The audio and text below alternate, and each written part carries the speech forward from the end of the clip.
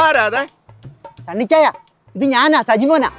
നീ എന്താടാ ക്യാമറയൊക്കെ ആയിട്ട് ഇവിടെ? പൊതുസ്ഥലങ്ങളിലും ജലാശയങ്ങളിലും മാലിന്യങ്ങളും പാഴ്വസ്തുക്കളും വലിച്ചെറിയുന്ന ആളിന്റെയോ വണ്ടി നമ്പരോ വ്യക്തമാകുന്ന വിധം ഫോട്ടോയോ വീഡിയോ എടുത്ത് അയച്ചു കൊടുത്താൽ സർക്കാർ 10,000 രൂപ ശിക്ഷ ഈടാക്കും. അതിനകത്തുനിന്ന് 2,500 രൂപ നമ്മൾ അയച്ചു കൊടുക്കുന്നവർക്ക് തരും. ഞാൻ ഇവിടെ ഇരുന്ന് 3 എണ്ണം ഇതുവരെ എടുത്തു.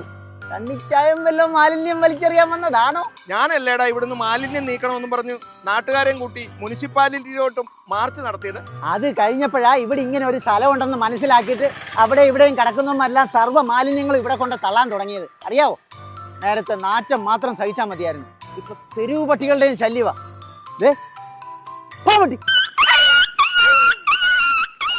മുനിസിപ്പാലിറ്റിയിലോട്ട് ഒരു മാർച്ചും കൂടി നടത്തിയാലോ എന്നാ ഞാൻ ആലോചിക്കുന്നു. അവിടെ ഭരണപക്ഷത്തെ മറിച്ചിടാനായിട്ട് പ്രതിപക്ഷം അവിശ്വാസം കൊണ്ടുവരാൻ വേണ്ടി ഇരിക്കുക. അതിനിടയിൽ പ്രതിപക്ഷത്തുനിന്ന് 2 പേരെ അടർത്തി മാറ്റാനാ ഭരണപക്ഷത്തിന്റെ പ്ലാൻ. വോട്ട് ചെയ്ത നമ്മളിപ്പോ ഏത് പക്ഷത്താന്നാ ഞാൻ ആലോചിക്കുന്നത്. മാലിന്യം വലിച്ചെറിയരുതെന്ന് ജനങ്ങൾക്കും പൊതുസ്ഥലങ്ങൾ മാലിന്യമുക്തമാകണമെന്ന് അധികാരികൾക്കും ബോധം ഉണ്ടാകണം. അതൊക്കെ ഇനി എന്ന് നടക്കാനാ? പക്ഷേ മന്ത്രിയുടെ ഈ പുതിയ വാഗ്ദാനത്തിൽ എനിക്ക് ചെറിയ പ്രതീക്ഷയുണ്ട്. എനിക്ക് ചെറിയ വരുമാനവും ആകും ഇത്.